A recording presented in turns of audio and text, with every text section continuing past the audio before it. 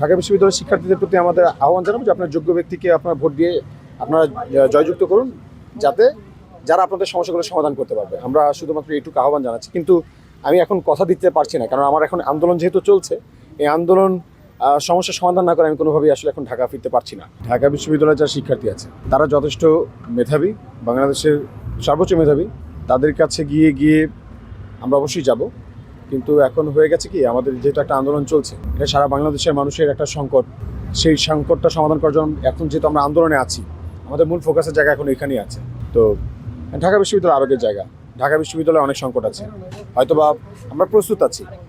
যদি আমাদেরকে ওইভাবে বলা হয় বা শিক্ষার্থীরা যদি আমাদেরকে তাদের ম্যান্ডেট দেয় যে তাদের হয়ে অ্যাডভোকেসি করার জন্য, আমাদেরকেও যদি ওখানে বলে যে আপনারা জিএসএ আমরা ভোট দিচ্ছি, আপনারা দাঁড়িয়ে কথা বলে, তখন আমরা হয়তো বা ওখানে গিয়ে কথা বলতে পারবো, সমস্যার সমাধানের জন্য আমরা অ্যাডভোকেসি করতে পারবো। কিন্তু সেটার জন্য এজিএসসি হইতে হবে এমন কোনো কথা নেই। আমি বিশ্বাস করি ঢাকা বিশ্ববিদ্যালয়ের কোনো শিক্ষার্থী যদি বলে ভাই আমার এই সমস্যা সমাধান করা দরকার, এটার জন্য আমার এজিএস হওয়ার দরকার নেই, সে বললে আমি আমার সর্বোচ্চটা দিয়ে ইফোর্টটা দিব, এমনিই সমাধান করবো। সো ওদের স্বপ্ন পূরণে পাশে থাকতে পেরে আমরা গর্বিত।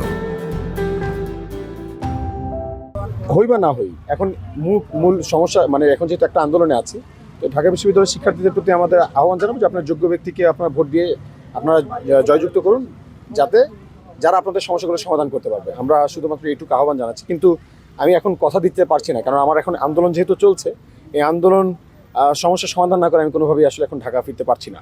সো আমি আশা রাখি যে অচিরে এই সমস্যার সমাধান হবে এবং ইনশাল্লাহ আমি ঢাকা বিশ্ববিদ্যালয়ের শিক্ষার্থীদের না এমন কোনো কিছু সুযোগ নেই, তো কেননা বরিশালের মানুষ তো ঢাকা বিশ্ববিদ্যালয়ে গিয়ে ভোট দেবে না, তাই না?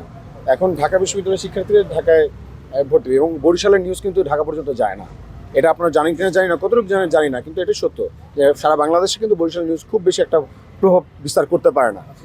এখন এটা তো সত্য কথা যে এখানে যেহেতু আন্দোলনের সময় দিচ্ছে, ওখানে ক্যাম্পেইন হচ্ছে না।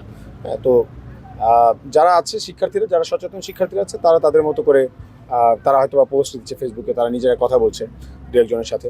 তবে আমি কাউকে ওইভাবে হতাশা করছি না, আমি বলছি না যে আমি আসবো না, কিন্তু আমি বিশ্বাস রাখি ঢাকা বিশ্ববিদ্যালয়ের শিক্ষার্থীরা যোগ্য মানুষকে ভোট দেবে।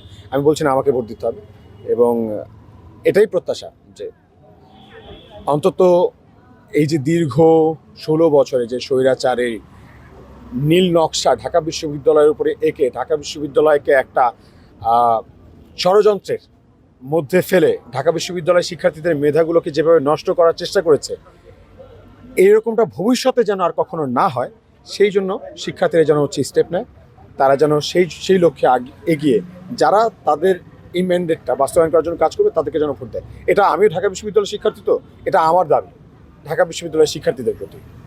এই জন্য এই দাবিটা আমি তাদের কাছে জানালাম। ঢাকা বিশ্ববিদ্যালয়ে মোটামুটি এখন যেহেতু স্বৈরাচারের দোসররা নাই, যারা জুলাই আন্দোলন করেছে, যুদ্ধ করেছে, তারা সবাই আমাদের ভাই, তারা সবাই আমাদের সহযোদ্ধা। তো কাউকে স্পেশাল ভাবে উপস্থাপন করা বা কাউকে ডমিনেট করে ছোট ফিল করানো বা লো ফিল করানো, এই ব্যাপারটা আমি আসলে সমর্থন করি না।